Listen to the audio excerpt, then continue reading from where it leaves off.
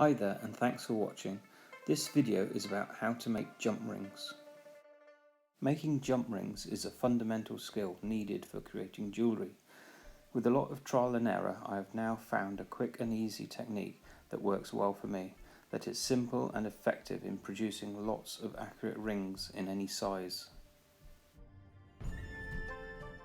At the end of this video, I'll show some of my favourite silver chain patterns that are simple and easy to make once cutting the links has been perfected.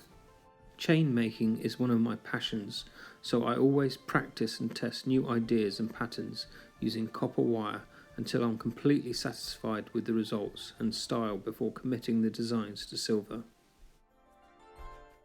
Using a simple cutting technique allows me to have an abundance of copper jump rings to practice and experiment with. It all starts with bending soft annealed wire around a mandrel of an appropriate size and shape. Over the years I've collected many steel rods and tubes to use for this process.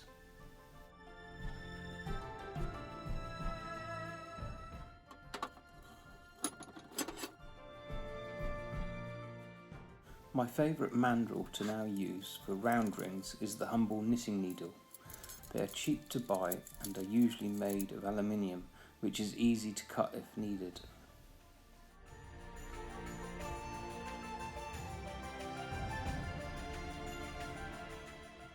The smaller diameter needles have a very useful small step increase in size, stepping up 1/4 millimetre at a time. My first approach to making a pile of jump rings all the same size is to simply bend the wire by hand around your chosen mandrel, making a tight, compact, spring-like coil. I start with a long tail of wire. This helps rotate around the mandrel and can be bent into the coil when finished. At this stage it's important to keep the wire as tight and compact as possible. This gives a more uniform size and shape to the rings when completed.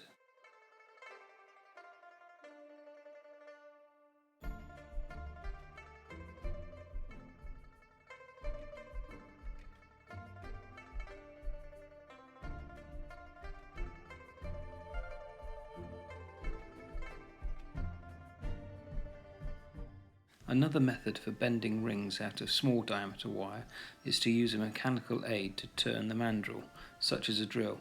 This can be quick and effective once practiced.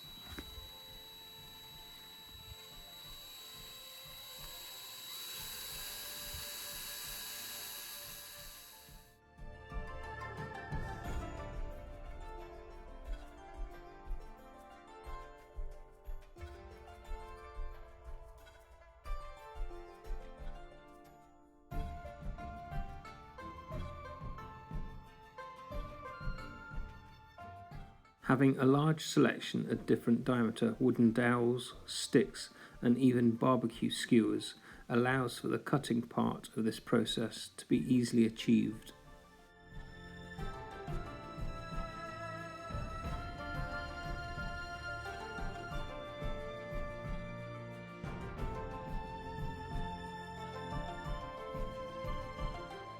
I match my coils to one of these wooden pegs by sometimes having to shave them down for a snug fit.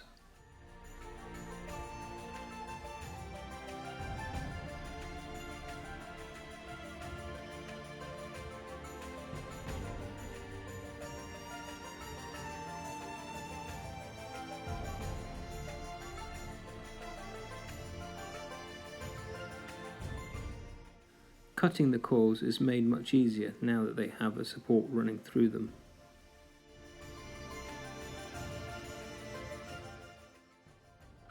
This is my preferred vise for holding the pegs. It has a convenient slot machined into one of the jaws that is great for gripping round pegs. This vise can have its angle adjusted, allowing for a more accurate and comfortable cutting position.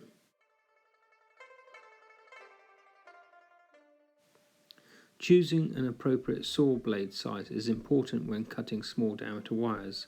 If the saw blade tooth size is too large, it will catch on the wire and not cut easily.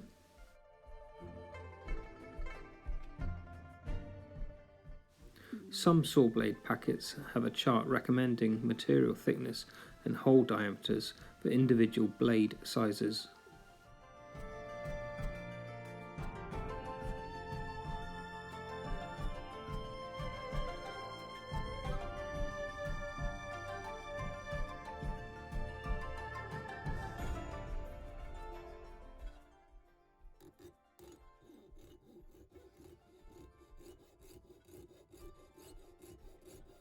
When cutting the coils, I use a shallow angle of attack to prevent the saw marking the bottom side of the rings. As I proceed, I remove the cut rings and shorten the peg.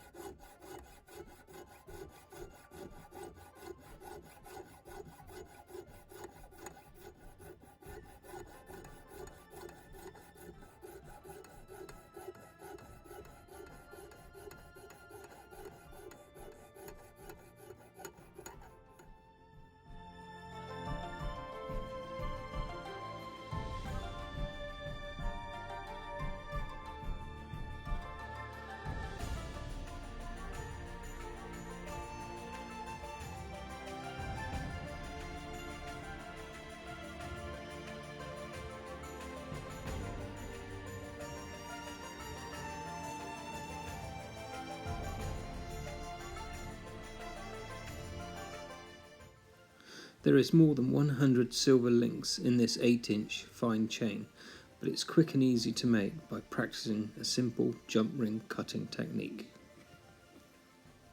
Well, that's it for this video, but if you would like to see more of my creative stuff, tap the link on the screen at the end, and please subscribe to my channel. Thanks.